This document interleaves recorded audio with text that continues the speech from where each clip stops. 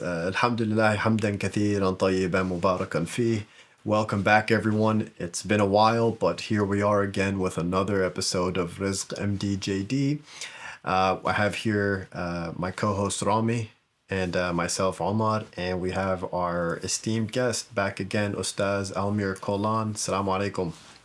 Wa alaikum assalam wa rahmatullah. Good to be back. Good to have you, Ustaz. Very nice having you, Ustaz. It's been a couple months since we last talked to you, and a lot's gone on. A lot's happened in these last few months. Obviously, the war in Iran, followed by the, what some termed a ceasefire, and doesn't look like it's amounting to that. I think just kind of in keeping with the nature of a lot of what we discuss here on this podcast, me and Ramy thought it's very important to talk about independence, self-sufficiency.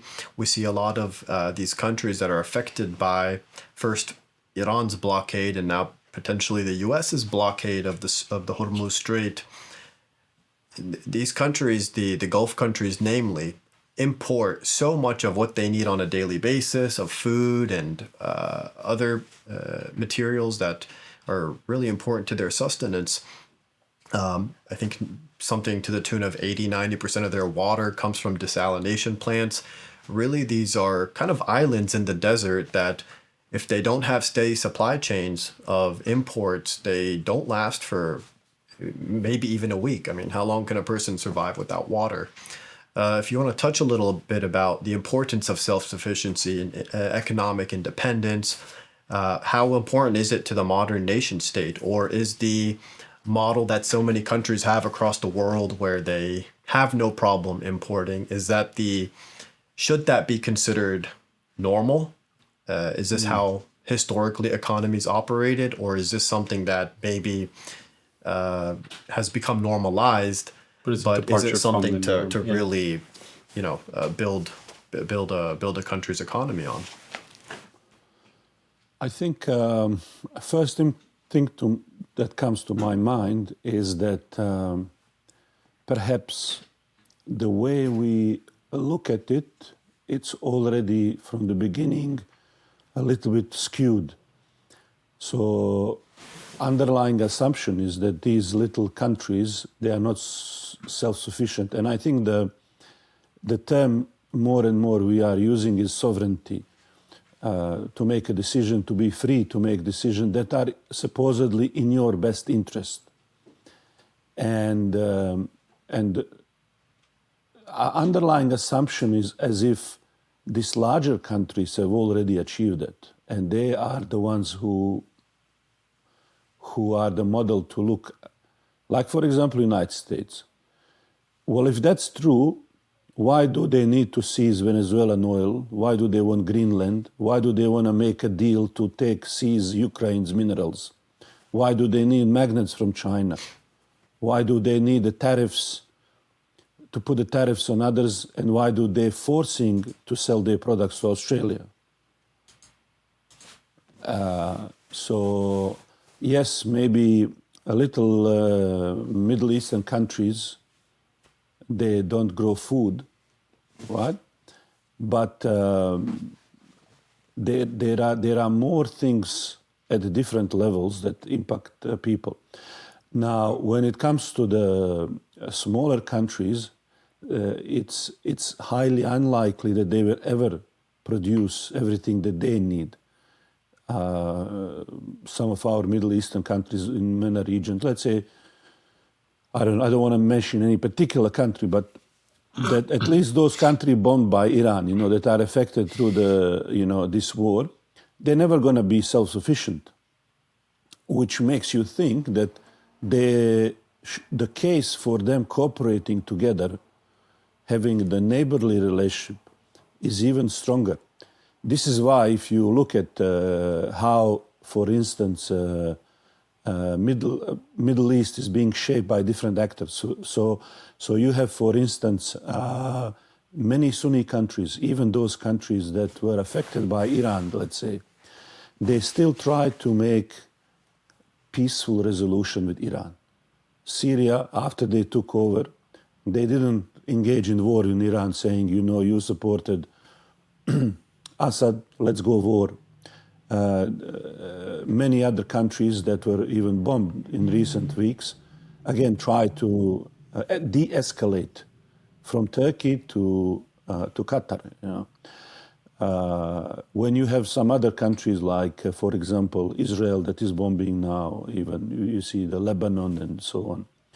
So these countries are showing importance of just good neighborly relationships, where part of the sustainability of a country and a region is to coordinate and be able to solve its problems. This actually links not just with sovereignty, because we are linking sovereignty with sustainability. That if you are sovereign, if you have what you need, then you can sustain yourself. But I think while that is important, there is always another basic principle. Just because you earn money, if your expenses are more than what you earn, it's still not going to end up in a good place, right? It's a very simple. Yeah. Works for individual, works for the country. So what is the expenses of the countries that are enormous? I'm not talking about them buying a car on credit card as a country. I'm talking they buying the weapons on credit card and using those weapons, and then destruction that follows, right? So there is a very famous olden day book written by one of these Chinese generals, Sun Tzu, who said that nation who engages in war every time into the conflict, even when they are strong and they win every single time, at the end, they will be defeated because they are depleting their resources. There is a wear and tear on their economy, on the military, on everything else. And so I think, yes, on one end, it is very important to secure what you need. That's why we talk about, let's say, for Middle Eastern countries, we might be talking about things like food security. This is one of the big problems, for many of these countries affected in the current crisis with Iran, Straits of Hormuz, So a lot of energy passed through there. Those countries are dependent. They are trying to solve that by buying the land. Like in Australia and many other islands, there are sovereign funds that buy the farms to solve for that. But just like with the COVID, we realized that supply chain is very long. It can be interrupted with the COVID or with the war. And we see now how the simple acts of whether it's piracy or a state intervention can affect that supply chain. So we see then that even though the little Strait of Hormuz we thought was a very simple thing, but we actually see that maybe, and this is talking about the perceived sovereignty of the big players, perceived power and independence. This little piece actually, even though it will harm Iranians, it will harm the Arab countries in the region, might actually end up harming America very, very much. Because at the end of the day, a lot of calculations goes into this statement that I'm going to say, but at the end of the day, what America is building and acquiring and trying to be great again depends on them selling the products that they build. So yes, you can onshore your production factories and all of that, but if the rest of the world is in slowdown, they don't buy your products, and they are spending more on the petrol and other things, then if you cannot sell them or they don't want to buy, then it is as if you didn't create those factories. So the long term, and this is another layer, the structure of the society in some of these countries that are supposedly region independent is so fragmented that if there is the same slowdown in so-called developed countries as in these other ones, so-called, whatever we so-call them, that some of these other countries might be able to go for longer. So you look at the Gaza, like one of my friends said recently, if those people There are no other people except Muslims. If they were not Muslims, they would not be able to continue being there and resisting by just living there and continuing. If there was anybody else, any other religion, any other group of people, they would give up. They would say, this is enough. And so I lived through the war, through the destruction. I know it's not an easy, but we pulled together in different way. I think we have strengths in terms of social connectedness, that if the same thing is happening in these countries that are more artificial, I don't want to even go to America, because I think you would see almost something coming close to civil war as a result of economic, if you have a 1930s depression. But look at even like cities like Dubai. Few things happen and everybody's, the property market, everything is like entire existence. It's almost as, and pun intended, the whole thing is built on the sand, right? It's so quickly folding. It's so quickly folding because you are just one President Trump decision or crazy thing happening, and your entire thing that you build, house of cards, suddenly looks very shady and shaky, right?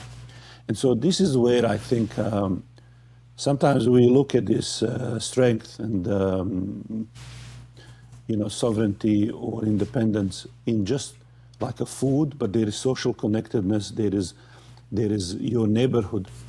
So there are a lot of different layers, and every country will have some, and some country will have more of material pieces. Some country will have maybe more structurally different things that sustain it. So this is my observation, that we don't know necessarily how this will impact the world.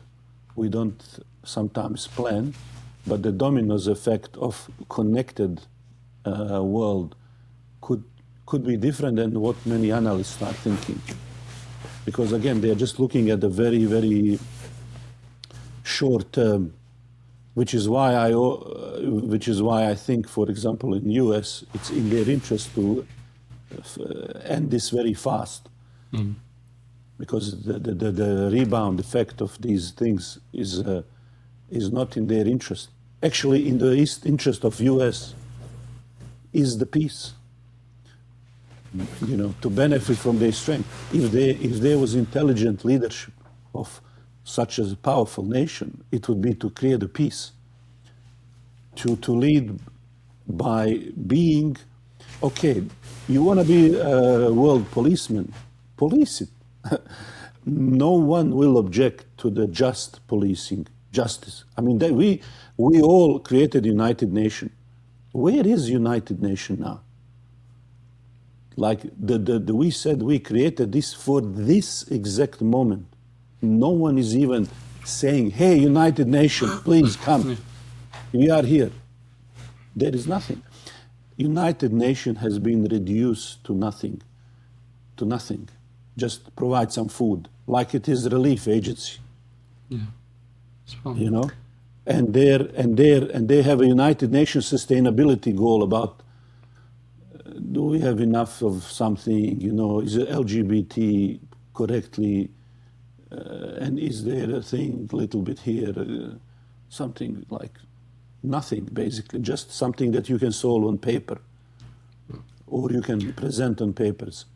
But there is nothing to really be policeman of the society, to bring the order, bring people to conversation together, put the pressure. There is no... So this is what we see being exposed, fragility of the world, fragility of every country.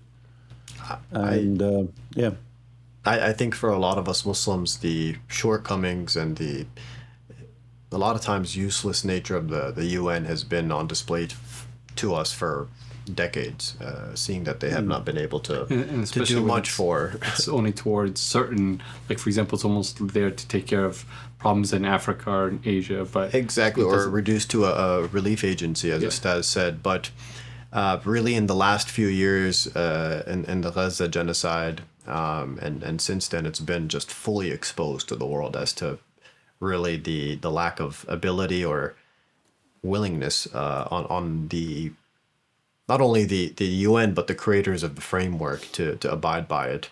Staz, I wanted to. It sounds to me like what you're saying is binding together, or for these states, specifically in the Middle East and the Gulf states and the wider region, seeing how they've been so affected by this war in a negative way. It seems to me like what you're saying is that them binding together, allying, is not a question of convenience, but really an existential one. If they want to survive, it's inevitable, incumbent upon them to put their heads together and to make sure that, hey, if I don't have something, then I need to get it from my neighbor, and I need to make sure that not only supply chains are open, but diplomatic ties and there's a level of resolve to get that accomplished. Do we see them heading that way? Do we see them putting on their making those decisions that are in their best interests, or are they spinning their wheels in place? So I would say that if you look at it as a map, you have two ways, and one way is towards more fragmentation, and another word is consolidation. So when we're talking about divide and rule, we are talking about somebody is purposely fragmenting decision-making power. So think about it. I often use the analogy of chess. So think about, on your side, you have a chess player, and rather than having the rook and the bishop and the queen, and somebody is fragmenting those pieces. So rather than, you have a queen, you have a two pawns, or half of the pawn. Or you don't have a bishop, you have somebody, you have a knight, so none of these strong players. So if I have a queen and you have just the pawns or less than pawns, I don't worry about it. I just go and take all of it, right? I don't even think about. I don't need even strategy. I just need to eat it one by one. Nothing. You can't. So if we think about our field, our board, where we all become like pawns or less than that, then I would sure hope that these people there are realizing that. Now, just because you realize something, and I think people realizing now more and more, for example, that Israel is what we call, as one of the Turkish, he's one of the diplomats said, is strategic destabilizer in the region. Good word. There was a interesting, I think, Jared Kushner was recently talking to somebody, and he was saying that he's been talking with some friend of his whose wife is Iranian, and they have some game similar to chess. I don't know what he said. What was the name of the game? I forgot. But I imagine it's something to do with a lot of different pieces, and you need to do something. I forgot. I don't know what it is. He said, sometimes strategy, when you don't see the path to victory, right, is you create a chaos until that path emerges. Okay? So he was blaming Iranians for that. But I think actually that's exactly what Israel is doing.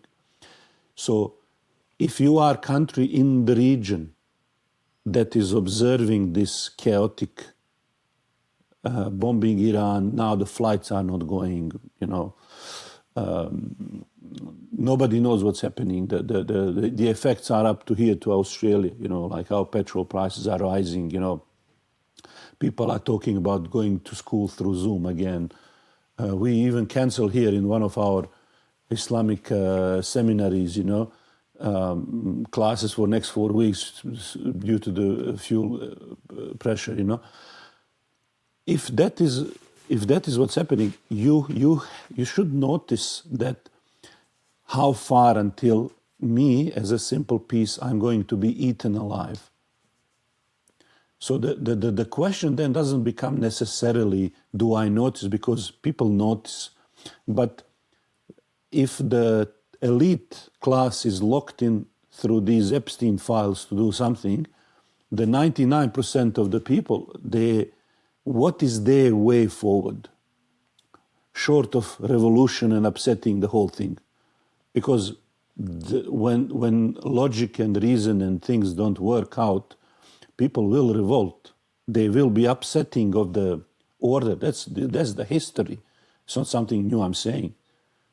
Arab Spring came not because the vegetable seller was harmed, but because that was a tip.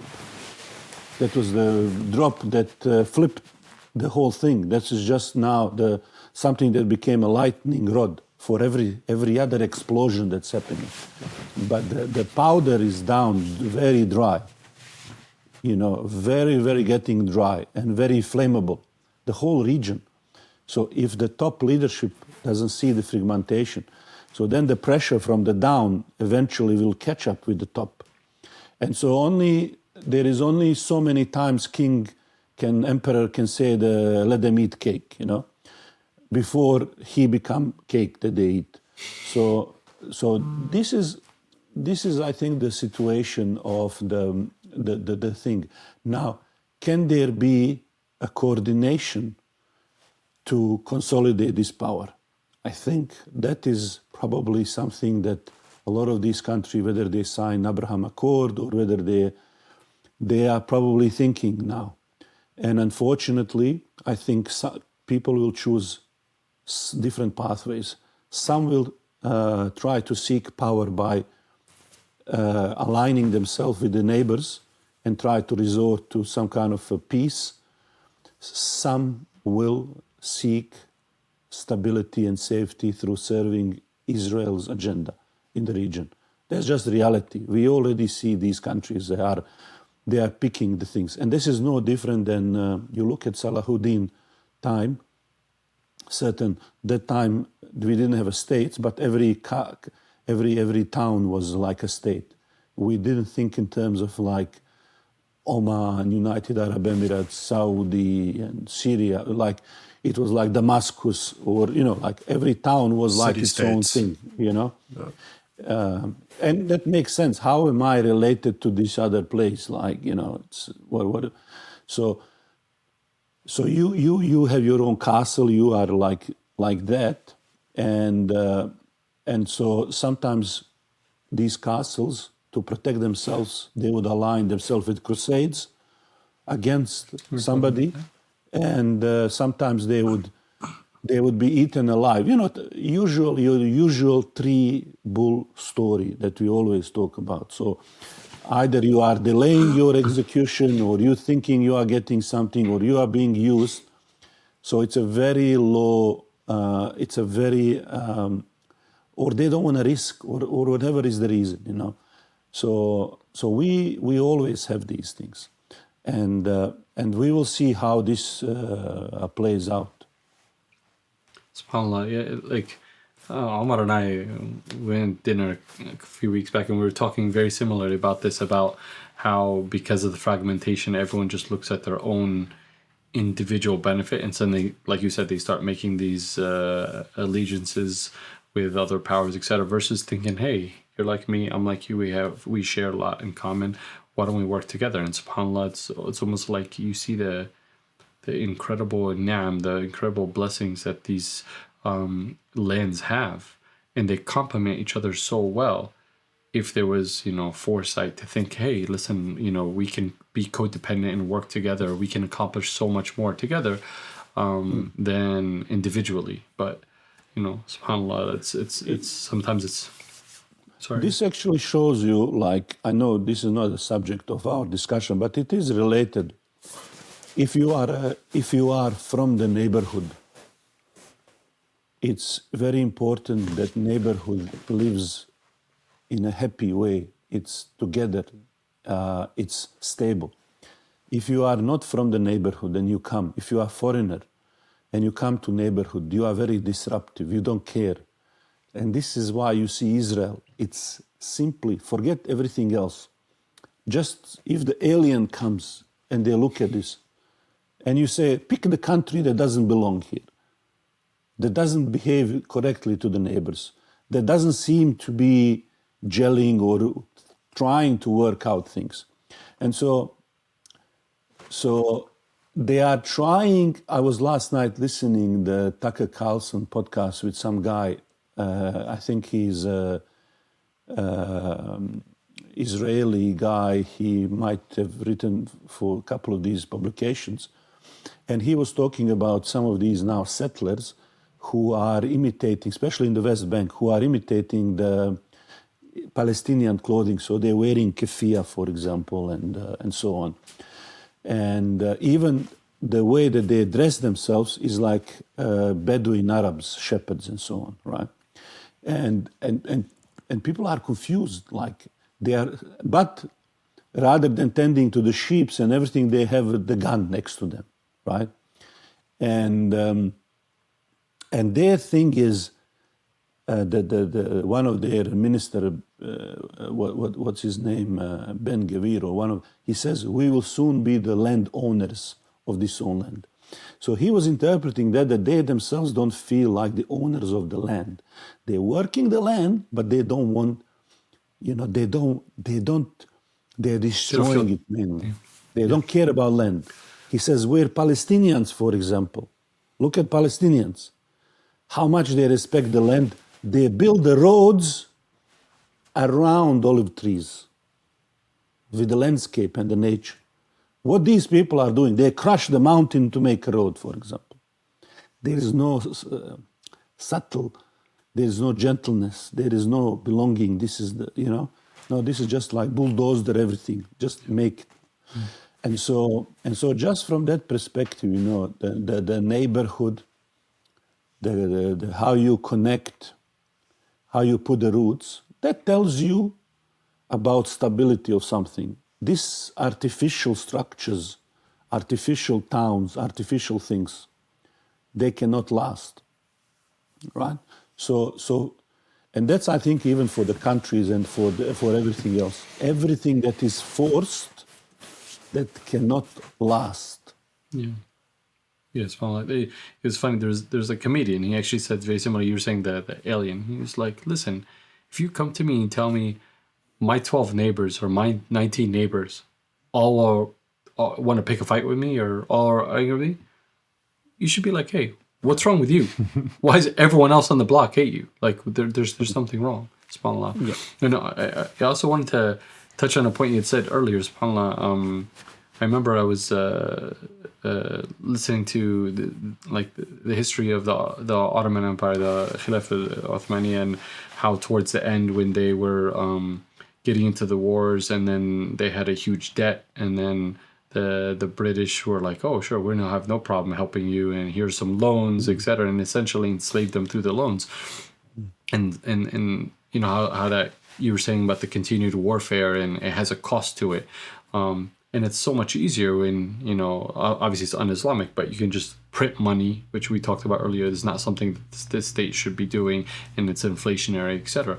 But like, subhanAllah, even the current events right now are showing, it's been, obviously to us for a while, but like it's showing the magnitude of the issue, even here in America, where we're considered unlimited resources, etc. Where I think, if I'm not mistaken, what the debt hits it 40 trillion, has it? It's I think, 39 or something like that. It's the highest it's ever been. 40. Yeah, and then they're just spending so much money, and $50,000 or $100,000 worth of drones is taking out $600 million of equipment in a matter of hours, etc. And there's a finite number to like how much you can expend on this thing. But a lot of them, I think one of the issues is I don't think it's a matter of like we don't have a good sense of finance or economy. I think some people are in it just to make the money, and I don't care. We leave the country in financial ruin. That's their problem, as long as the military industrial complex gets their money, and that class makes all the money from weapons and warfare and et cetera, et cetera. They're not worried about the rest, but the country struggles. The average person struggles. The person, like you said, going to getting the gas. I mean, are we complaining dollars, for some dollars? There's people in California paying $8. I was just thinking, in America, we're probably a lot more insulated than they are in Australia and East Asia. Or Europe, Europe, yeah. He's saying they are staying home. I mean, we haven't considered really staying home because our gas is maybe 20% more than it was a month ago. Yeah, but for East Asia, what do you guys only have, like 3 months of reserves? And no, I think less. I think we are the lowest one. I think our reserve is about a month. Our Prime Minister went to Singapore this week to negotiate our gas for their petrol. So we are very much affected by this. Correct.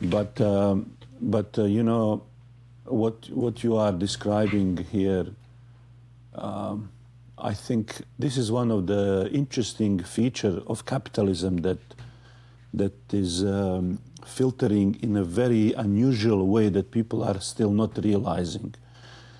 So capitalism incentives are always to make more. And you have a freedom. That's supposed to be capitalism. You can be rewarded, take a risk. That's what we are sold. And more you do, more you are rewarded. It's just about that, right? And so without any restraints on this, what starts happening is that you reduce your worldview to one dimension, which is materialistic, where you are making more. Doesn't matter how, right? And I'm personally free to do it. You are not supposed to restrict me. There is nothing intrinsically inside me, like faith, to restrict me. So what is the natural outcome of the capitalism? It's a very good machine or engine that accumulates wealth and produces numeric wealth. It can also produce very sophisticated things, like, to some degree. It's not the only one, but it can make human experience or entrepreneurship. It injects, a lot of growth into that. Now, that doesn't mean that system is therefore going to be, while it did produce, let's say, excellent military, it produced excellent services and so on. It doesn't necessarily mean that it will be the most successful, even militarily, that they think. So I'll give you a very simple example. So because now, and this is a very nuanced bug. They think it's a bug, but it's a part of capitalism that is going to be very corrosive to the rest of the system. When you just focus on that, and your underlying system is just more, and you are being efficient and so on, right?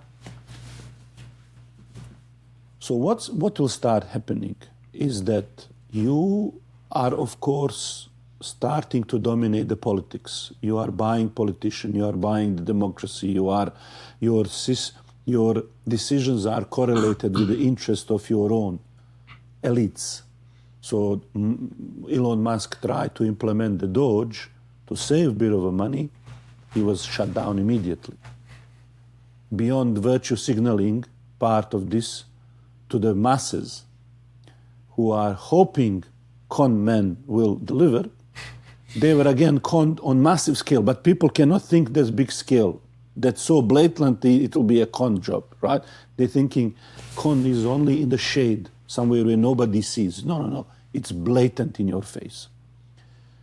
So what starts happening with this system is that its products, after it's consumed and everything, if it does something, it's so expensive and so complex because it needs to feed politicians, the leechers, the lobbyists, the bureaucracy, all of the media apparatus, all of the fakery around it, all of the fluff around so it. the entire support structure to keep it The alive. entire support structure. Think about military-industrial complex. How many inefficient. people on $1 million salary from a little bureaucrats to the politicians live of that? Now, if we spend on military $1 trillion, let's say, in America, how much of that is corruption, leaking, and bureaucracy and lobbying and all of that, versus how much that is actually to military, right? So the ratio would be insane. Now, to protect that supply chain, you are then making it so sophisticated, so restricted that only few people can do this, right? So your entire military system, let's say, how you deploying, what you using, becomes so expensive, so sophisticated, so complex, and so narrow in who can even make it, right? It's not going to be like a very simple thing that anybody can make in decentralized. It's highly centralized, right? So you all know what they call David and Goliath, right? You come to the Goliath stage where you are in such a armor around you, heavy. Nobody can deny that this armor is very thick, right? And you have a big sword and everything, but how many of these big swords can you make quickly? This system there is a choking point, there is a bottleneck, which is entire system and lobbying and everything that you build, so you can maximize the profit and exclude who? Everybody else in your economy.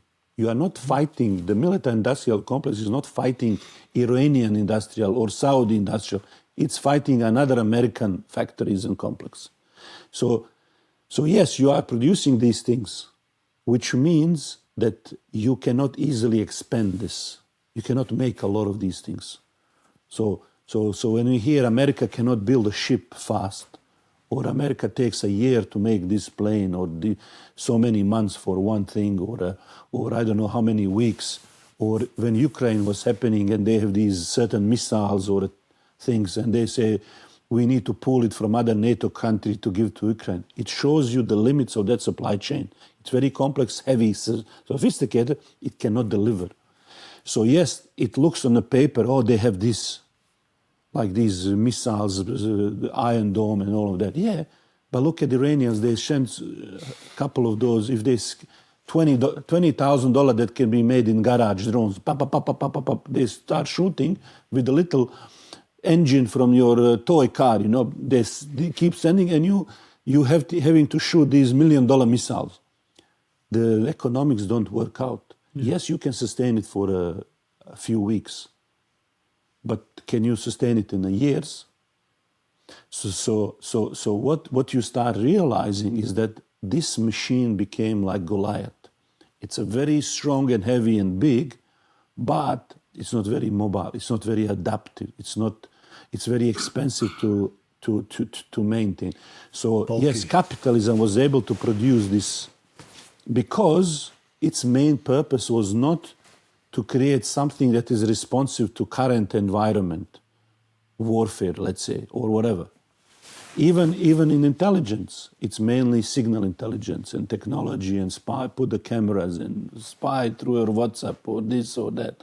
There is no human intelligence. There is all artificial intelligence and what they can gather and then put now data center to analyze what's happening. Nobody is understanding what's happening. Nobody has any sense to go there and say, is everybody crazy? What we are doing doesn't make sense. We will be the first one. Nobody knows. Nobody knows what's happening.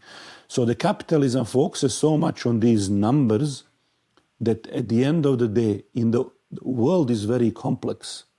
It's not just by numbers. It's not just who can create the stronger. Right?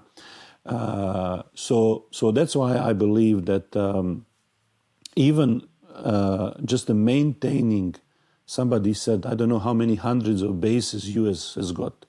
So yes, it has grown massively, but I think this is where it locked itself in a specific, very expensive, just a numbers driven, something that just wants to extract some of the economy, get some benefit, force quickly. So if you can pass this first few opening moves by this capitalism run thing, that is why, for example, look at China. China is capitalism hybrid, but their thing, the way that they are now working is going to outsmart. Now, socialism has its own issues and the problems and so on, but they are now outsmart. They are putting other values on some other issues, you know. And so we are seeing very interesting thing that how economic system play in terms of what kind of economy, not just what economy you have, but what military you have. And I think at the moment, fragility of the military that is being built through this capitalism now is that it's very heavy, it's on paper, it's designed, not really, it's designed on paper to say, oh, we can do this. Yes. And it's designed to sell that. It's pump and dump, but to the government. It's basically the customer here is the government and American people. They are selling them the military. They are getting the trillions of dollars, but that is not necessarily designed for the new age. There is no sustainability. That is not sustainable. That is the military that is just for the shelf. Put it on the shelf. It's a great military. Yes, it can shoot some of these rockets, right? But and you know, little Hamas rockets and stuff like that, and you know. But look at now when you get overwhelmed by some of the what is happening now in the Middle East. We see total failure of these systems. They get jammed. They shoot rockets that go up and, ballistic missile go from the above, or now that shoots cluster bombs, So we suddenly see, this is very rigid. It's not like software update. Oh, now update these rockets to deal with the clusters. You can't just do that. These are cheap stuff, easy to produce in any garage across the region. That's why they can't deal with Houthis. That's why they can't close the Straits of Hormuz. Why do you think this whole machine doesn't have those B-2 bombers zoom around? They can't. It's too expensive. It's too expensive. It's impossible to maintain. And they can't make them.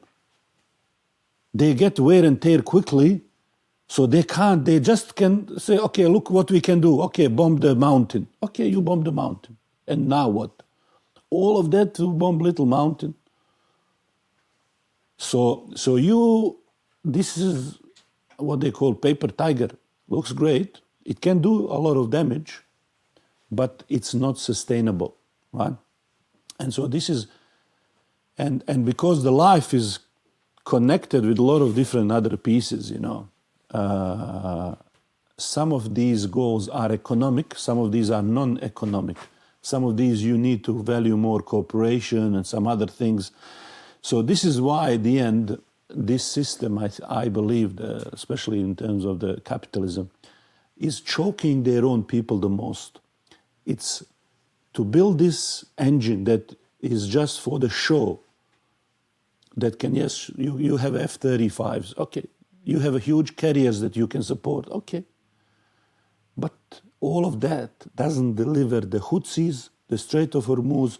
In Gaza, you can't win over people who have nothing, right? You demolished everything, so look at, in Gaza, all of this weapon, still you need to negotiate with them to do something.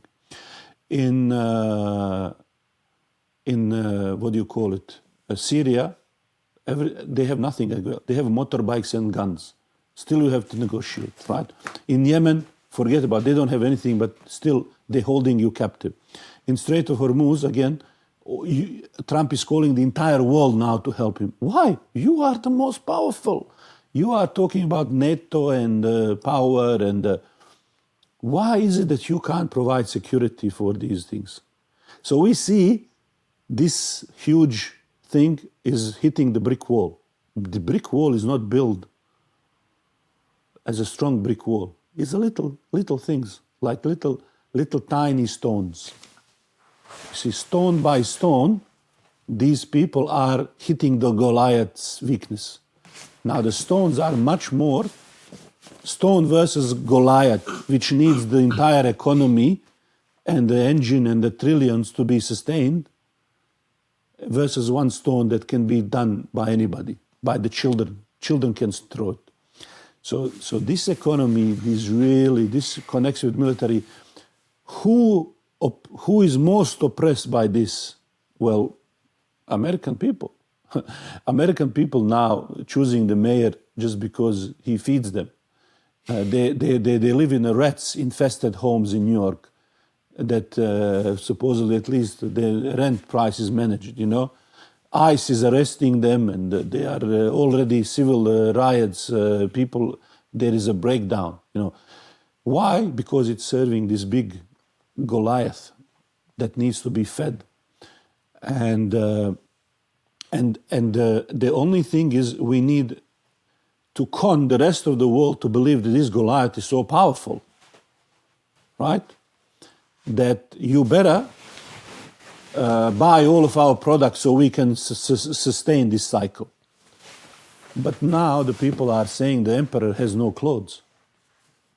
You know, the military doesn't have that power. The America cannot do that.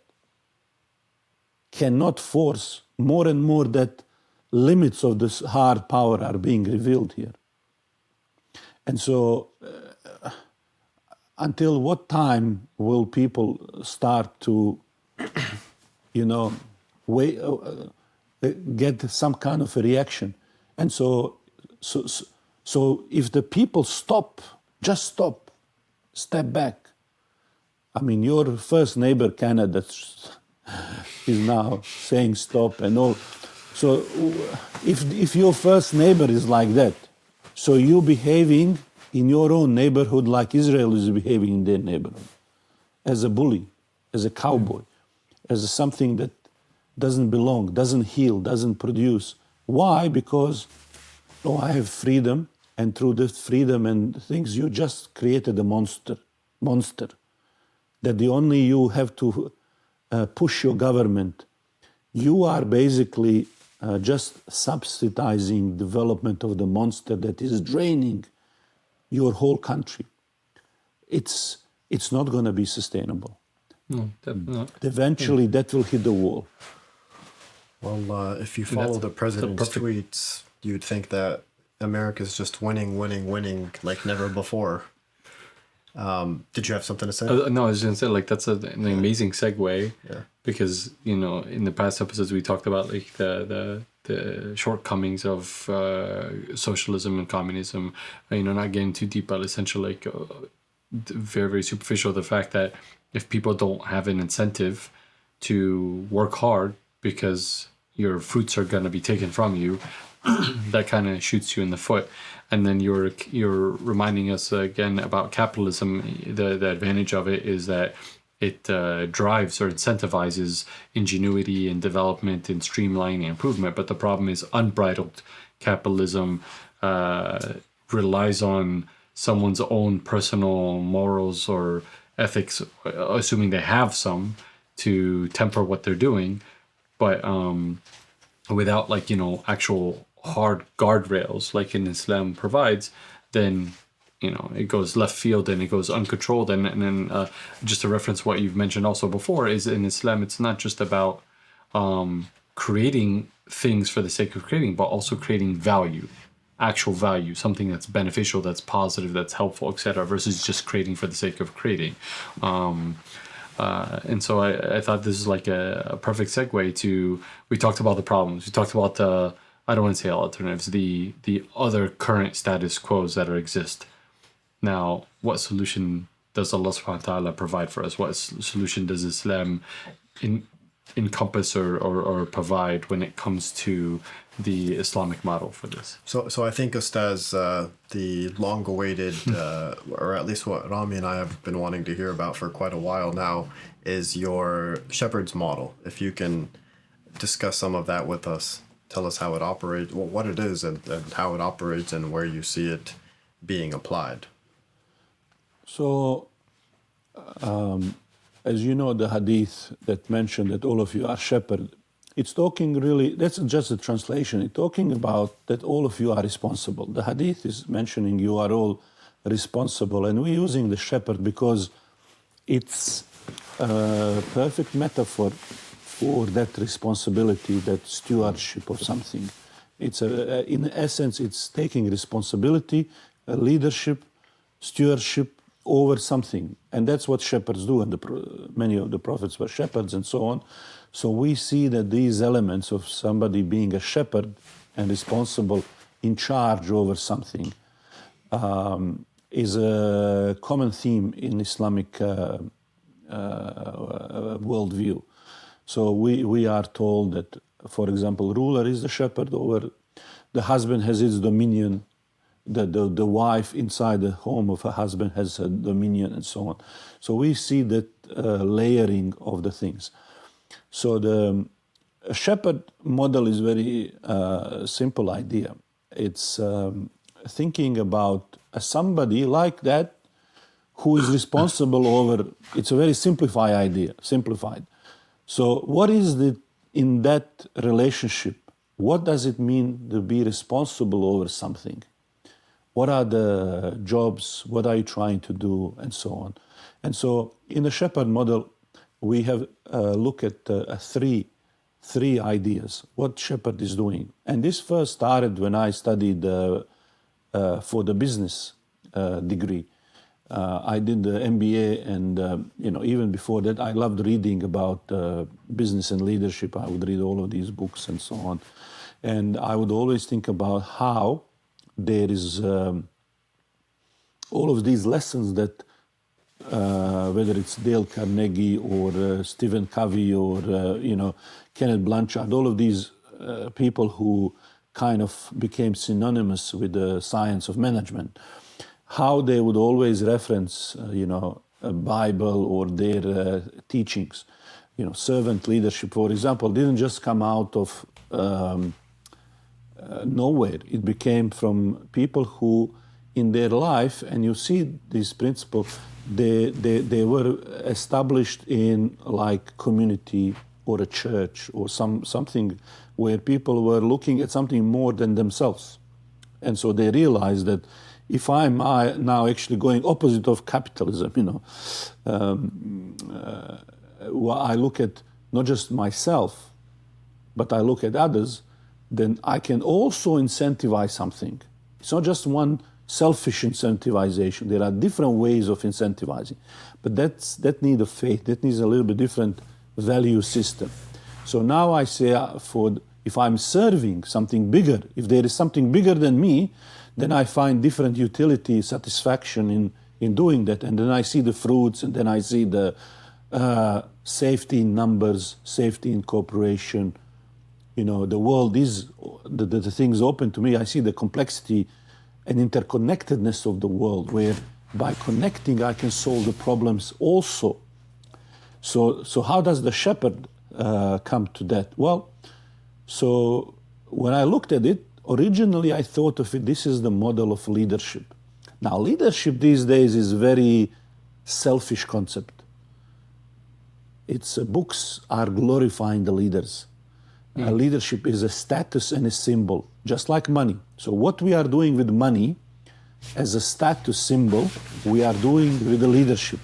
And these are the two concepts that people crave, wealth and status.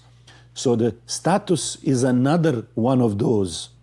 And we have created the leadership idea as a privilege, as something that speaks about my own value. It's not about others or what I'm doing for somebody. How am I coordinating resources to deliver. No, it became like I now have something. It's me. So when I thought about what would be then Islamic way of thinking about it, it is really as there is a very interesting book, Leadership in Islam by Sheikh, what's his name, Jamal Badawi, I think. He used to write, and he starts actually in his old book. He started by purpose of leadership is to do good. It's beautiful. That's it. It's to do good. And so anyway, when I was thinking about leadership, became mostly about a leadership. Shepherd became mostly a leadership thing. And it started by me listening to one of my old teachers who was describing it like that. But he didn't connect it. He just connected it to the job of a shepherd. He said, and I remember because I live in Bosnia and I saw these shepherds around my house where I used to live in the old part of Sarajevo, old town. And behind me there was a waqf land that couldn't build anything. So it was a green meadows and there was a forest, not a huge, but we would, as a kids, play there, and they would put shepherds would come and so on. So I remember. Was it a waqf from the Ottoman times? Yeah. So most of the Sarajevo was actually built as an outpost during the Ottoman times. So it started it started from that old part of the town. It started from the mosque. Then they built what we call charshia, which is the marketplace. Then it had the university, baths, all of that. And then the old town, what we call Mahala, started to be developed. So people would live around that neighborhood. Almost all of that land used to be waqf. And so it was donated. So this was the center of the town, with the public spaces. So it was donated. And the public space is very important because that's what the community comes and they're making these kind of decisions. And so when people would live around, there are some pockets of this land where you couldn't live because this particular land was what we call not suitable to build anything. So it was there's some water running underneath. So if you build a house, it's not very stable. So this is a lot of Sarajevo, a lot of these areas. So what you can do, you can bring the sheep, you can put some trees, fruits, and so on. So these shepherds used to come behind, and as a kids we would go and play with them. So what Sheikh was then explaining to us, I could visualize. So he said, what is the first thing you see the shepherd is doing? He takes the lamb, small one, and he carries it around. It cannot walk, it cannot do things, and you need to take care of the weak ones. So that's the first thing you can immediately see if you have seen this, taking care of the weak ones.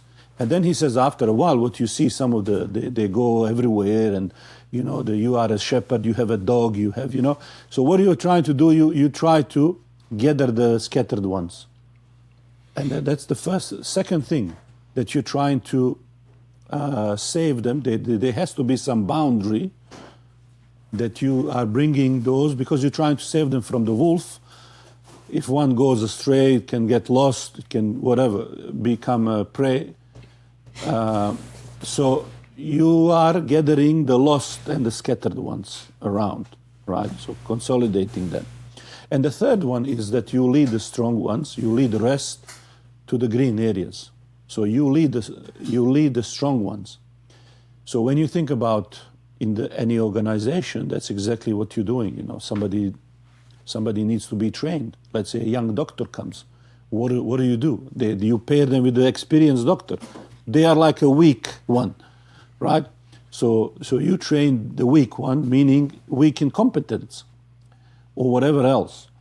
Then what do? You establish some parameters. Don't do these things. This is not safe practice. Don't do this. You have to have some kind of so that they don't get lost in whatever they're doing, follow regulations and rules and so on. And then what else you do? You lead a research. You are trying to establish maybe holistic system that will save as many people as possible, preventatively, and all of that. So whatever model, whatever business is it, this can fit. Exactly as the professor said, that all of you are responsible for something. And so when it comes to economic thinking model, economy is really, like we used to say, has a couple of things. It's a relationship between how we make things, the flow of money, the resources, all kinds of resources, how that interacts together. That's your economy. Or what we used to originally call it household management, right? Managing your own house. And actually even the politics is the same thing, is affairs of your town. So whether it's a politics or economy, what we are talking about is the well-being of the people. It's their affairs in that locality, in your town. And so these are very linked to properties, politics and economy. So they are. So anybody actually is talking about, is this politicization or is this? It's like removing politics out of the religion is as foolish as saying the religion and economics don't mix, or religion and morality, or religion of, this is all expression of caring for the people, just in a different dimensions, different working relationship. And so when we look at economically, I looked at how Islamic economic models are usually framed. And so I realized that there is at least to my reading, there is no coherent way of thinking about Islamic economic system. And so while we do say there is no riba, or, we have, zakat and, something, there are just words and some concept mixed up. Just we saying we do this, we don't do that, and so on. Now, in the past, I understand why we didn't need that, because it was something that is a living. Like when you speak the language, you don't need the grammar of it. If you've grown up in the let's say in Bosnia, you can speak it without grammar. Like I never learned the Bosnian grammar. Like just you get it by the sense of the speaking and around you. Who needs grammar? Foreigners. I mean, you need it as well. I mean, I'm not trying to say you don't need it. You need it, but it's you can be expert without it. You can be a great in many fields and so on. It becomes essential if it's foreign to you. Right. But as a foreigner, how would you, or if your surroundings start losing it, how would you revive it? Mm-hmm. That is why, even if in our beliefs, do you think that early generation had our classification of, Tawheed or fiqh or something? No. Right. Yeah. Well, they didn't have. It was intuitive. They understood it very well, and much better than we understand it. Mm-hmm. So who needs this structure is somebody who is weak. That's who needs the structure. The weakness is there. And so we build this structure when we lose something.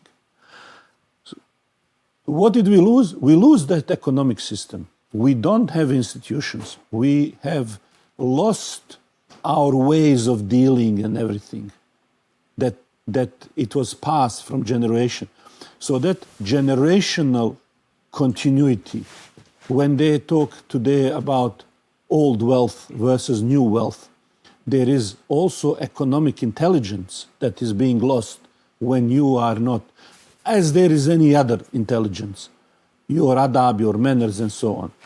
And so I understand in the past why we didn't necessarily think about it. It was enough to talk about Medina economy or something like that, right? But now, for the last 100 or 200 years, we left our economic principle. We have a competing ideologies, capitalism, socialism, or whatever, different schools of thought. And so now we are trying with a few words to redefine ours.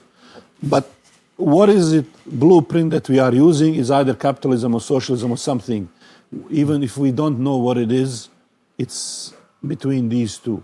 Now these two really, like I know some experts who study socialism and capitalism, and they always come to me and say, no, you didn't understand. This is like very basic and or this is this way, or this need that details.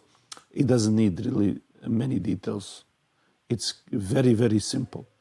It's degrees. It's degrees of freedom and centralization of the decision making. And so from these simple ideas, just like you mix the coffee and sugar and tea and then you get different drinks. Just like, you go to different cultures and everybody will mix meat and rice differently and call it different dish. And if I say all of this is meat and rice, they don't understand. In Jordan we call it this, in Lebanon that, in Bosnia, this isn't like with the coffee. Oh no, it's not Bosnian, it's Turkish coffee. Why? Because we had water first, then boiled, then we put the coffee, and you put the coffee, then you put water. And I put it in a glass, you put it in a cup. The other day I was with one of the friends, and he said, this is not a Bosnian coffee, this is a Greek. He was talking about baklava. He says, this is a Greek baklava. Why? Because it's thicker, It's still the same thing. It's sugar and the nuts and the dough, what are we talking about? How many food, different ingredients, yet, no, it's now different. So we have to understand, at the end of the day, there is a meat, there is a rice, there is a veggies, there is a salt, that's what it is. Just now mixed and cooked in a different way. More of this, less of that. Same here. What is the idea in economy? How free I am to do my decisions, and how much power you have to coerce me, how you interfere with me and my decision, So these are the core essence of all of these things. So when you look at really what Adam Smith, what is he talking about, is that you being free to own and to being agent for your decisions, it does something to human to take responsibility for that and to be rewarded at the first stage. Versus in socialism. Socialism, yeah. There is this decision is removed from you. You are told, for the greater good of everybody, we need to do this. Now, let's say, I don't know, in some of these countries currently, you are now trying to protect yourself against something, working on something, So between these two, there is a tension, There is a tension between these two. So if I'm now, so that's why when you see the Prophet ﷺ coming to Medina and he's not wanting to fix the prices and so on, it's a major mindset shift, right? And so we see from this that either this collectivism brings its own benefit and people buy into that initially. So socialist country, maybe they want to do everything together, but after a while they see that they're not benefiting, they can't take action, they don't have autonomy, they don't have an agency, right? They're not going to engage in that. They leave responsibility, right? Versus capitalism, where you have an agency, but it's limited to material benefit. So you became, is this just make more of it? What is the, and so your aim individually and then collective benefit start to clash, right?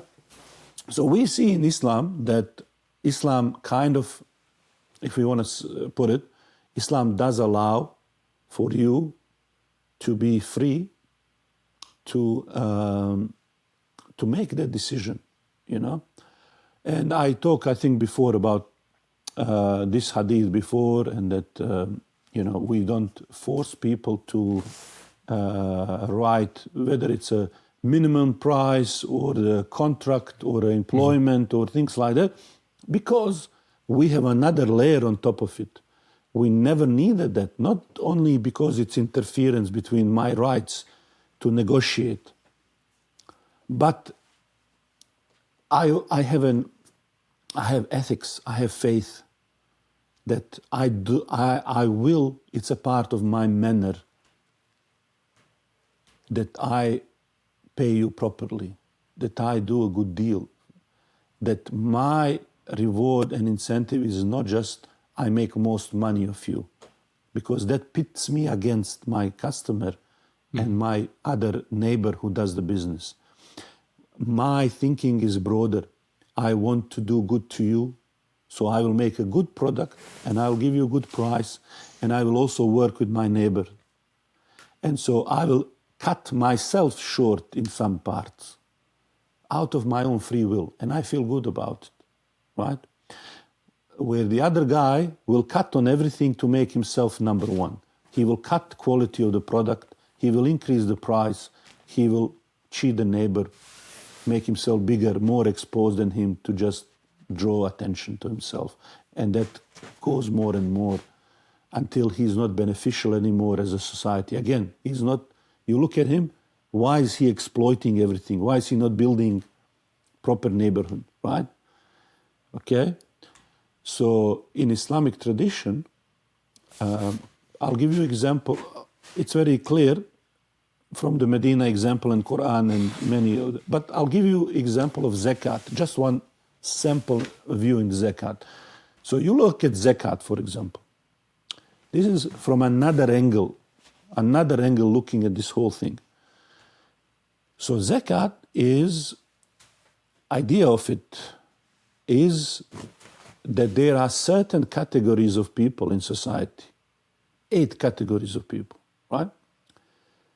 Who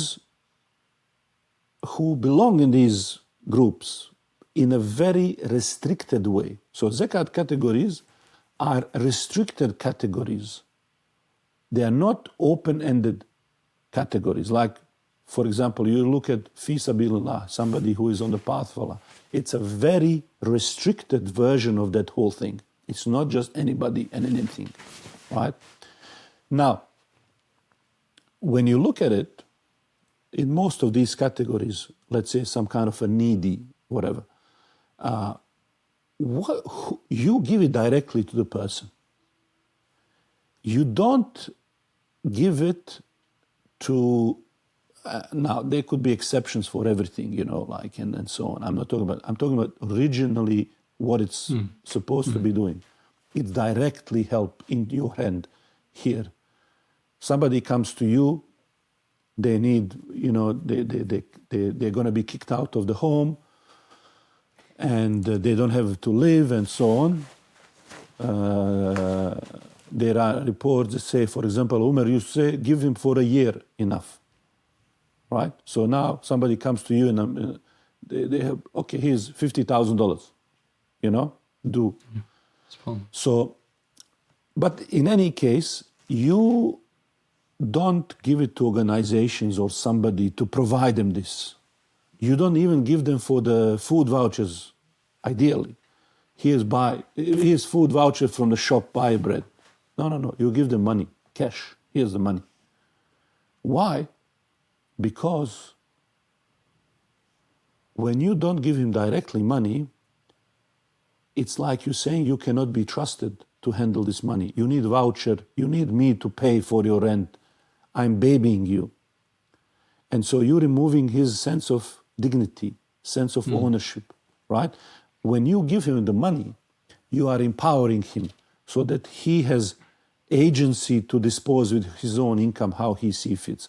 And you are building something in that person, right? So it's a very interesting idea. I know some communities here, indigenous communities, that government is paying everything and managing and give them the cards to spend only in this shop. It is for them a sense of humiliation that we can't be trusted. We are not, can that be misused? They go buy drugs. Yes, right? But think about it. The bigger problem is that you're doing it to the whole of the community. They're never going to step up, take responsibility, and never be. It's like your own children. If you have 5 kids, and you do all of that like that, you never trust them, right? Yeah, maybe there's one who could have gone and misused it, but you are doing the same for everybody. And so in long run, you are disabling them. Where by doing the right thing, protecting dignity and initiating that response, you are initiating that sense of responsibility for their own actions, and you build them up. And so even if there are problems, you will deal with that separately. That's an exception. So in this similar way, what we want from the society, not just from the needy, we want from other people to entrust them with decision making. You make decisions. I shouldn't be as a government between you and tell you what should be the minimum wage, setting the price of things. You take responsibility. You are the agent responsible. So you activate in them that piece. And so that they start thinking how their actions are contributing to overall system. And so they want to be rewarded, they want to set the price, they study these things, and then hopefully Islamic incentives and so on, they incentivize that they see themselves in the broader. So now you have these little communities that take not just individual decisions, but they are collectively taking decisions. So there is individual judgment, there is also cooperative aspect of these things, right? And so by mixing up these different things in Islamic economy, we start suddenly seeing that, hang on a minute, like whether it's a Zakat, which empowers certain groups of people and promotes this agency, dignity, whether it's a Waqf that builds these spaces and collective collaboration, or whether there is morals and ethics that prohibit certain things. You start realizing, and that's what I started realizing, that why we need now a grammar of our economy and a structure is because we need to see this whole wisdom of this. And so, and also if possible, if somebody is not clear, because we started now associating ourselves with respect to capitalism and socialism, you need to be able to say, well, we are this, actually, this is our worldview, and this is how it, and this is where this other one is deficient. So I was able to then think about it, and this is something that can be always improved. I was able to start recognizing that we are at least treating this on these 3 levels that we describe the job of a shepherd.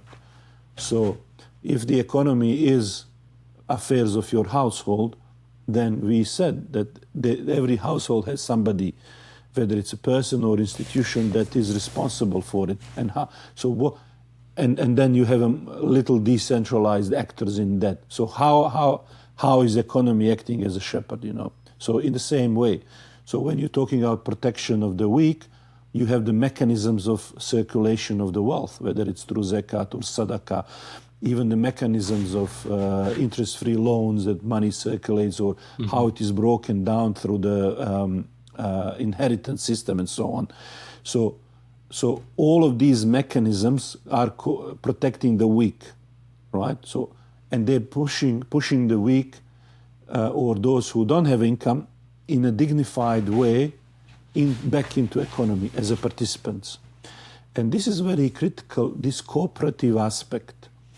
Anybody who study economics and anybody who understands really game theory, prisoner's dilemma, when you're gaming the system, you know, and the studies have been done, this is a big topic, but any system that has cooperative element between the participants will win over any other system, no matter how powerful that system, how sinister, how damaging. And there have been studies with the systems where it's only focused on winning and even doing the wrong thing to win, even the breaking the rule to win, even though these systems initially show the signs of winning, in a longer term cooperative system, that system will win, right? Now that system has to also have response to the injustice. So the system is cooperative, it doesn't initiate injustice, but can respond to it, right? That system wins. So there is a clear, strong wealth circulation, protection of the weak, embedded in Islamic code, economic code. And we see that in many, many, many aspects, as I mentioned. Then we see another part, which is scattered, you know, gathering the scattered and the lost one, which is the guarding of this barrier. Because you become lost after you cross something. You cross the barrier into the wolf area, into the bad area, into the poisonous thing, into the away from everybody. You endanger yourself spiritually, economically, physically. So don't do these things. So there has to be a border. Now, if there has to be a border, you have to be aware. Where is the border? You have to see the picture. Otherwise, what are you guarding? And, you know, I just mentioned Zakat now, right? Now think about Zakat, these categories. How do you know who belongs to which category? Like, if you need to just know who is the needy, how do you do that? What structure in your society you need to have to recognize who is the needy, who is hungry tonight? So there has to be a kind of information flow, connectedness already, that you know who is, even when they don't ask you, right? Even when they don't ask you. I got last few months involved in National Zakat Foundation here in Australia. Okay. Yeah. And just the other day, one of my friends was telling me, there was a sister, she was calling and she was donating her sadaqah actually. Or zakah, I'm not sure. I think sadaqah, I could be wrong. She put it on every week to be donated, and she called, can that be stopped now? She's got some problems, right? And he said, you know, yes, he said, yes, sure, we can do it. You can do it on the website, we can do it ourselves, you know, whatever you want. But he, you know, inquired, what is it, you know, this changing situation. So it looks like she's going through some rough patch. And so she didn't want to ask, but he was very good kind of, he got a good sense something was wrong. So basically he is now in the need. He discovered she's in the need of zakat, but she doesn't want to ask, right? She came to that. Now, think about society where you know even those who don't ask that they are in need. What kind of society is that, right? Think about, just Ramadan passed, right? We have Sadakatul Fitr. Look at the nuanced, powerful tools which we don't understand and utilize in our community. Zakatul Fitr comes that you're supposed to give in the food. Okay, we give in money for whatever reason. Okay, don't worry about that part now. Think about, I had a friend of mine, he was showing me the picture. He took some food and he brought it to somebody who needed it. He found it out who needed it, he brought it. And I thought about that. I thought, imagine just in Melbourne where I live, I don't know, we have, let's say 300,000 Muslims. All of them are fasting. Let's say 200,000 adults. All of them are fasting. Now imagine we are heading in the last few weeks or days of Ramadan, and these 200 people as it is classically, originally. Forget clicking the money and sending. Imagine these people, they find a basket of food and they deliver it to somebody. Imagine how that situation looks like.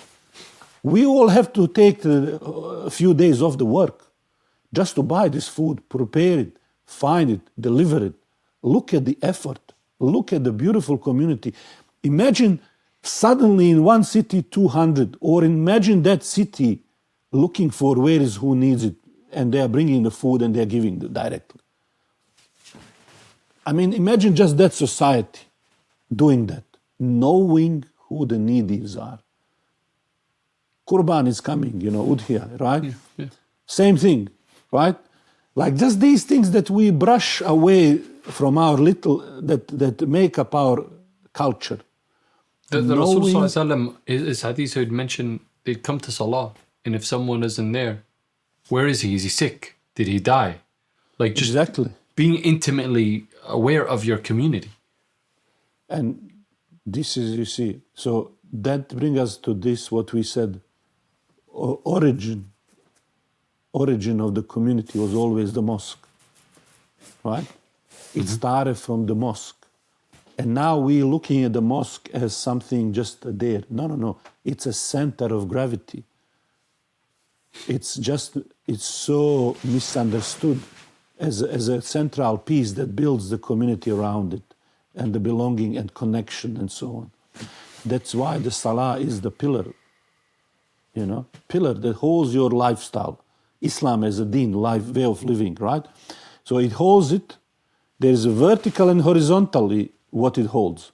Vertically holds the whole piece, whole Islam, and horizontally it supports other pillars. So Zakat, for example, and pillar and the Salah always mentioned together as a partner pillars, because one supports another one.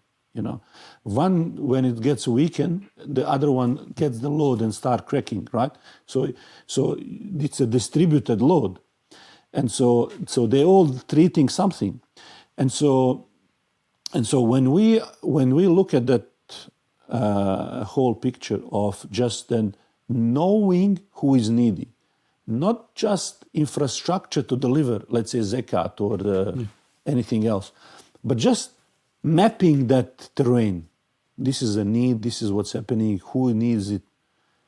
It's information network, right? It's information network, it's connect. What is the architecture of the community that needs to be there, present, for this to be, that we know our condition, right? And then on top of that, so when we are just distributing like zakat, for example, it's giving you the basis of connectedness on which the rest is going to be built. The information network, once I have infrastructure, basic infrastructure, which is what zakat is, through restricted, it connects the basics of the infrastructure. If I have a settlements, houses, and I build between us basic of infrastructure like a road to bring the aid, that road will bring the goods, other goods, and for a business will be used, and for defense and anything else.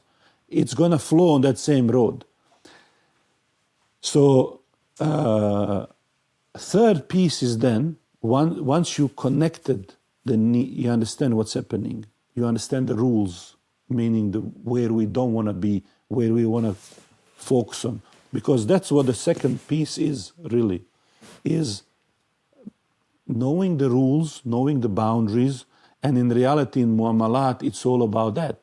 Don't do this, don't do riba, don't do this. These speculative gambling style gharar transactions, don't cheat, don't do something that will break this, what we're building in the first piece, which is social cohesion, connectedness, spirit of togetherness, collective, and so on. So don't break it by cheating or something. Don't push against that, what we have together.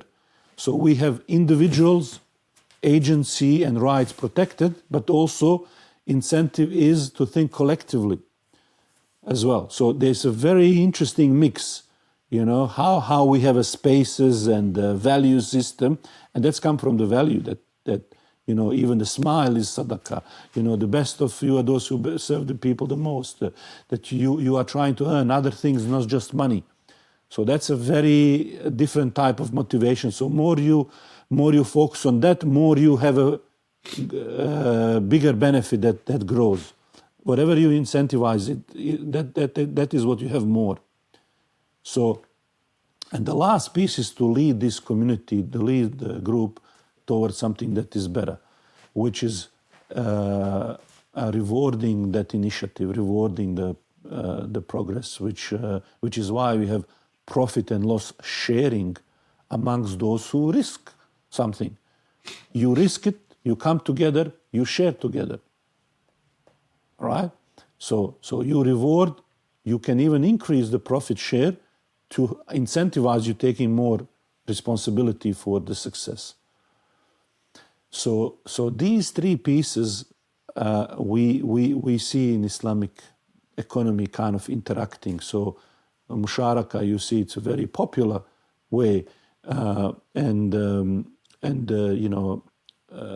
if you look at the life of Prophet ﷺ, the traders they used to go around. They used to go around. For example, caravans. They took a risk to go around, and they got rewarded for that. When Prophet ﷺ sent Mu'adh to Yemen, he tells him, first teach them to believe, then to pray, then zakat, and he tells him, when he meets these people of the book, he said, and don't take from their best, don't take the worst, but don't take from the best. Have some manners of dealing with these people. And so within the 10 years, Muaz, established zakat, business community gets stronger. They are sending to Medina, there's all zakat. There is no more, which is another interesting perspective there, a lesson, which is that zakat was collected and distributed in the same locality. So you have to start with building your own locality. And then you build it out. You send the surplus out and you connect through that. And so we see, for example, specifically for Australia, how that plays out is that not only does Muaz establish this business community and the hub of business, which then gives zakat to others, but it sends the traders, very famous traders, they go from Yemen around the world. So when we talk about people who came to Indonesia, business people, they are from Yemen people. So through their conduct, business mannerism, they influenced a rise of Islam in this part of the world. So from those people, Indonesia became Muslim. We talk about close to 300 million now Muslims in Indonesia. From those people from Yemen, from the Mu'adh that Prophet said to establish zakat, amongst other things, right? From those people then, in Indonesia and Malaysia, we have a region called Sulawesi, Makassar people. They came to Australia. That was the first contact. These Makassar people came to indigenous people in Australia, and in 1600s, they brought Islam to Australia. And it continues from there in Australia today. So we see the very interesting link here, right? Very interesting link. And so when I compare, of course, this could be very complex topics, but when you think about it, so this movement of money, meaning distribution channels, taking care of the weak, and that piece, how the money moves through our economy and what it does, and faith incentives that push it, and the structure it creates underneath. Then what are the rules to keep that money running in a parts that are good, and not to bleed out? You need your blood in the body, not outside somewhere there, right? So not to bleed you from morals, from ethics and so on. You keep morals and ethics by having boundaries. Otherwise, free for all, sharks, swimming with the sharks, and everybody is a shark. Then we are all enemies. It's not good. It's not. It's going to destroy the family. Imagine family where everybody works against everybody. And your son living in his own room and the only purpose of him there is to make most money. What is that? What is that? So while economic agents have incentive and reason to exercise their judgment and everything, there is also other tempering things, that come from faith incentives. So there are the rules and limits, and then we cooperate the things we incentivize. We want to build the wealth because through that everybody gets some benefits, producing the food, producing what we need. And so while every economic system, when you compare it, will have some elements of it, you will quickly realize that because they don't have a faith incentives, they don't have clear rules, either the system will go towards coercion and consolidation of power, in case of socialism, and restrict your freedom, and therefore damage incentives, or like in capitalism, the numbers will be so attractive that it will have almost similar effect, that it will focus just on a number, not enough on people, not enough on collective good, not enough of protecting people, and that concentration, consolidation in less and less will see more and more abuse of that power because there is no restriction. And so that will coerce political and other systems to legislate on behalf of elites. So both systems at the end, from different reasons and incentives, end up strongly centralizing. And so look at now in America, handful of people control your TikToks and your media companies and your military complex, and you have only two major political party who in sync in 99% of the things, especially when it comes to powerful and rich, right? And that's no different than in other places of communism, just a different way how we got to the top, right? And self-serving. So they're talking about horseshoe theory, where yes, you come from the left, he comes from the right, but at the end you come to elite who wants to control and coerce, right? So how do you enough have decentralization that doesn't break the community, So you decentralize the decision making, but you do not break and fragment other links like family links, social links, friendship links, right? So this is that nuance in this system, so where Islam does value connections, manners, relationships, and it's protecting and preserving those things. And so when we are talking who are the rich country, we are very rich because we have these things. We are probably, you could say, the richest countries because in our economy, don't measure it just in palaces. We don't have a Trump Tower and latest Bugattis. This is a level of poorness. Other economies, they only have that. Empty cars, crazy cars. Again, as before. Bugatti, blah, blah, blah, blah, blah. Okay. You can drive for 10 minutes, run out of petrol. It goes on the little stone on the road. It can't drive. You need to come out of the car and remove the stone, and then you continue another 10 meters. There is a speed bump. No, I can't. You need a car to come, another car, lift it over the speed bump. So what's this car for? For the garage. So that's what I said also for the economy, for the military. It's mostly for the garage, good for the papers, garage, aircraft carriers. Yes, it can go on a very smooth road for a while, but it's just excessive. Like now they have a Bugatti watch, 500,000 watch. It has a combustion engine, and you start it like a lawnmower. And also, look at my watch. What is that? Heard of that. What is that? You understand? A whole engine, petrol.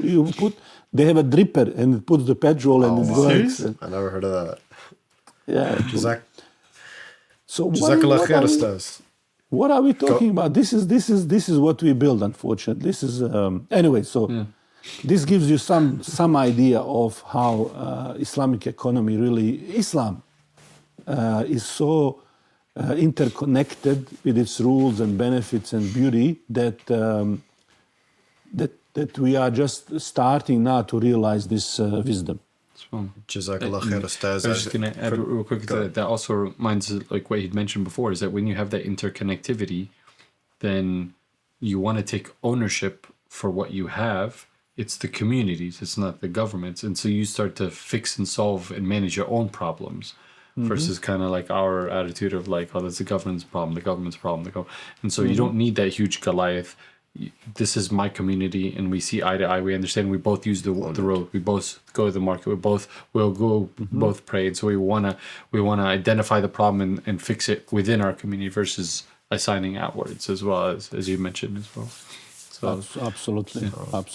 That's the essence of it, is taking responsibility not just for your own business decisions, but you are exercising that judgment as a father for your children. You take responsibility.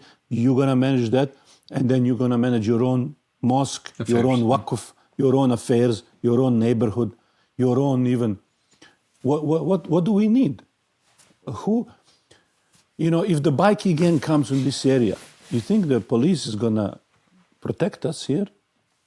If the neighborhood crime increases, you think we're going to go and knock police, please come? They're not going to be there.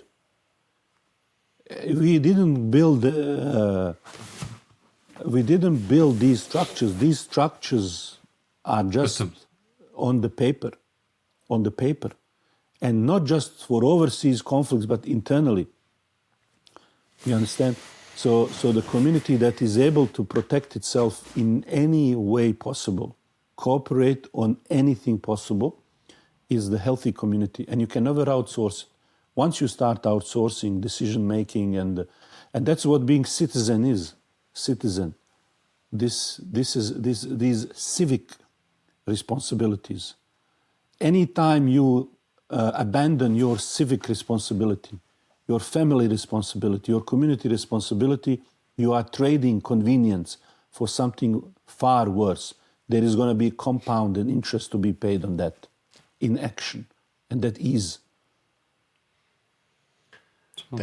Thank you, Ustaz, for illustrating this beautiful paradigm for us, and really how interconnected the different parts of the system are and how it keeps itself erect. Inshallah, next time perhaps we could talk about practical application. Some examples maybe too. Exactly. Installing it so that it seems to be a system that is keeps itself going, self-sustaining, and gets bigger and better for the generations that come afterwards. May Allah reward you for all this, and may Allah subhanahu wa ta'ala put in us the mindset and the desire and the drive to. Well, that's what he was talking about. The whole idea is reorienting our minds to think outside of the boxes we typically are accustomed to, the capitalism or socialist paradigm. No, we have a system that has to have its own vocabulary and grammar, as he mentioned, and